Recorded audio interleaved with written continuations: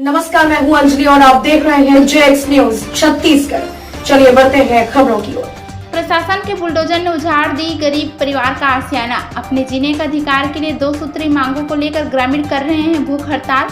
बच्चे, बूढ़े, महिलाएं के गुहार पर प्रशासन का तानाशाही रवैया अब बारी। मुआवजे और आवास पट्टे की मांग पर भूख हड़ताल जारी। अब जिम्मेदार कौन? आखिर कब तक रोटी, कपड़ा, मकान से वंचित रहेंगे यह परिवार? बता दें कि लगातार प्रशासन के बुलडोजर अवैध अतिक्रमण करने वाले के ऊपर जोरों से चल रहे हैं, लेकिन देखना यह होगा कि क्या प्रशासन ऐसे भी परिवार के ऊपर अपना बुलडोजर चला देगी जिसका रहने का आशियाना भी नहीं है और न ही दोबारा घर बनाने का हिम्मत रखता हो। क्या प्रशासन की कार्रवाई लोगों की जिंदगी से बढ़कर होती है? आखिर क्यों प्रशासन की बुलडोजर रसूखदार, राजनीतिकर्ता और जमींदार कब्जाधारी से परे गरीब की कुटिया पर चलाई जाती है? एक ऐसे गरीब परिवार जो कि अपने ही घर से बेघर हुए हैं, आज 9 दिन से भूख हड़ताल पर बैठे हुए हैं, उन परिवारों की पूरी दास्तान सुनाएं। दरअसल पूरा मामला जिला जांजगीर चांपा नवागढ़ से है, जहां प्रशासनिक एक्शन का रिएक्शन देखने को मिला। घर और पट्टे की मांग को लेकर करीबन 8 दिन से ग्राम पंचायत सेमरा के लोग अनिश्चितकालीन भूख हड़ताल में बैठे हुए हैं। पूरा मामला 26 मई की है, जब तहसीलदार शेखर पटेल अपने दल बल के साथ 26 मई को ग्राम पंचायत सेमरा कारीमाटी पहुंचे थे। तहसीलदार के दल बल के द्वारा बेजा कब्जा मुक्त कराने की अभियान बड़े ही जोरों शोरों से चलाई जा रही थी। उसी दौरान सेमरा के निर्धन गरीब तबके के घरों पर साहब का बुलडोजर चल गया, जिनका घर तोड़ा जा रहा था। उन्होंने कहा, हमारे नाम पर एक भी जमीन राजस्व रिकॉर्ड में ही नहीं है। इन भूमिहीन परिवारों को प्रशासनिक कार्रवाई का शिकार होना पड़ गया और लोग अपने ही घर से बेघर हो गए। इस चिलचिलाती धूप और बारिश की पहली बूंदों ने रहना जीना दुश्वार हो गया।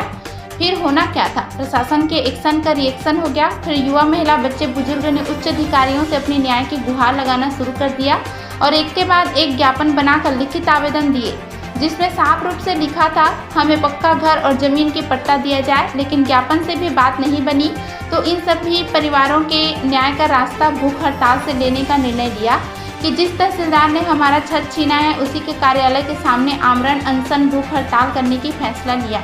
फिर पूरे 22 परिवार के द्वारा जिला के प्रमुख अधिकारियों को फिर से ज्ञापन देकर 20 जून को सभी परिवार भूख हड़ताल में बैठ गए। फिर हर एक व्यक्ति के द्वारा न्याय की गुहार लगाते हुए 8 दिन गुजर गए, लेकिन कोई अधिकारी से लेकर कर्मचारी तक, नेता से लेकर मंत्री तक सूद लेने तक नहीं पहुंचे। फिर भूख हड़ताल में बैठे एक व्यक्ति कच्छराम कुर्रे की हालत बेहद बिगड़ गई।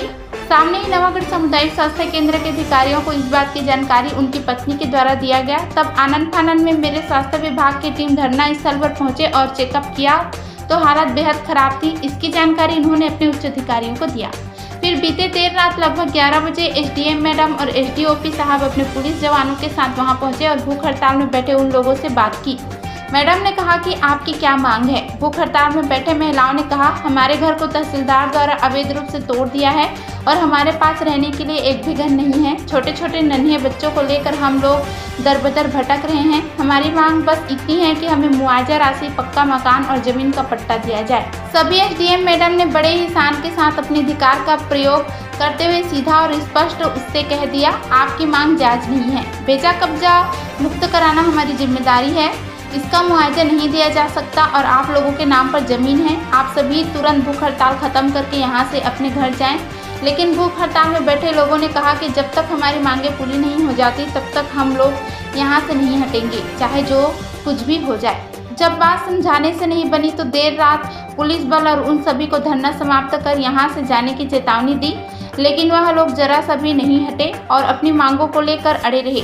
अब देखना होगा कि कब तक इन लोगों की मांग प्रशासनिक अधिकारियों के द्वारा पूरी की जाती है या फिर भूख हड़ताल में बैठे किसी व्यक्ति की जान जाने की प्रशासनिक अधिकारी इंतजार कर रहे हैं। छत्तीसगढ़ जांजगीर नवागढ़ राजा भाटा से बालेश्वर कश्यप की रिपोर्ट। देखिए, जितने लोग भी यहाँ पर धरना प्रदर्शन कर रहे हैं, ये इन सभी ने शासकीय भूमि पर अतिक्रमण करके रखा हुआ था, जिस पर प्रॉपर तहसीलदार न्यायालय में प्रकरण चलाया गया है। इनको नोटिस तामीली की गई थी, बेदखली आदेश पारित किया गया है और उसके बाद भी इनके द्वारा अतिक्रमण नहीं हटाए जाने पर यहाँ पर शासकीय नियमानुसार तहसीलदार के द्वारा इनका अतिक्रमण हटाया गया था। अतिक्रमण हटाए जाने के पश्चात इनके द्वारा मुआवजे की मांग की जा रही है, जो कि चूंकि ये शासकीय भूमि पर अतिक्रामक के रूप में काबिज थे, इसलिए मुआवजा इनको प्रदान किया जाना संभव नहीं है।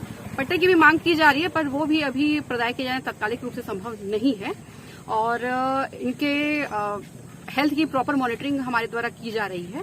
वर्तमान में ड्रिप वगैरह भी चढ़ाया गया है। और इनसे हमने अनुरोध किया हुआ है, चूंकि बारिश का मौसम है और जहरीले जीव जंतु यहाँ पर विचरण करते रहते हैं, तो सुरक्षात्मक दृष्टि से हमने इनको अनुरोध किया है कि वापस यहाँ से अपना आंदोलन ये हटा लें।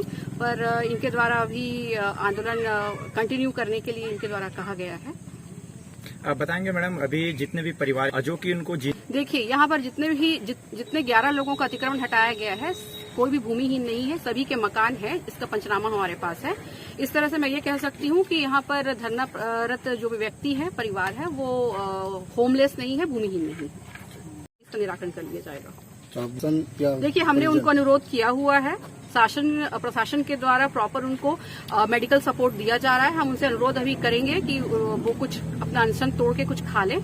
हमारे द्वारा प्रॉपर उनकी तबीयत सही रहे, इसके लिए कार्रवाई की जा रही है।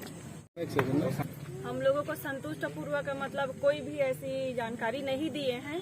ये लोग बोले हैं और अपने तरफ से हम लोगों को स्वेच्छा से यहाँ से हटने के लिए भी बोल रहे हैं और मतलब जीव जंतु के माध्यम से बोल रहे हैं कि बरसात का दिन आ गया, आप लोग हटिए ऐसे करके, और जो भी है हम लोग ऊपर तक बात को रखेंगे करके बोल रहे हैं। बाकी हम लोग इससे संतुष्ट नहीं है, क्योंकि हमारे पास घर ही नहीं है, तो हम लोग जाएंगे कहाँ, किसके सहारे हम लोग यहाँ से खाली करें, हम लोग का ये कहना है। तो यदि आप लोग से नहीं हो पा रहा तो आप लोग इस बात को ऊपर तक रखिए, ताकि हमारी समस्या का हल जल्द से जल्द किया जाए, ताकि हम लोग भी छोटी सी जगह। कौन कौन पहुंचे? मैडम आई है, डीएसपी करके, और तहसीलदार है यहाँ के, और तो बाकी लोग को मैं नहीं जानती हूँ। बाकी उनके साथ एसडीएम वगैरह भी आए हुए हैं, तो उन्होंने आकर हम लोगों से मतलब चर्चा किए हैं। तो हम लोग अपने समस्याओं को अपने शब्दों में, जैसे हम लोग से बना है, क्योंकि हम लोग अशिक्षित हैं, अपने शब्दों के ही माध्यम से उन तक पहुंचाया है। और पता नहीं वो लोग कहाँ तक हमारी बात को समझ पाए हैं, हम लोग नहीं जानते। कुछ भी नहीं है हम लोग के पास। तोड़ने के पश्चात जैसे हैं वैसे ही रह रहे हैं। तो यहाँ पर बैठे हैं हमार भैया है ओदे हड़ताल में हेवाय, सब जने 15 झिने हवन हमन, तहसीलदार आई से, एसडीएम आई से। अब तो कछु कुछ नहीं हमन के हे करी से, आगे नहीं कुछ बोली से। अब का करी चला वो इच्छा है, जानवी कुछ नहीं कर सकता। तो बहुत हालत बहुत खराब हेवाय। अब बोला कैसे करही, अब ये मन तहसीलदार मन एसडीएम हाँ बोच मन जानही। अब वो प्रशासन शासन तहसीलदार जानही गई। जांच चला थे वह तो गंभीर है वह हालत। अब 8 दिन हो गए मला धरना में बैठे। अब तब तक नहीं हमन हटन मिले पट्टा।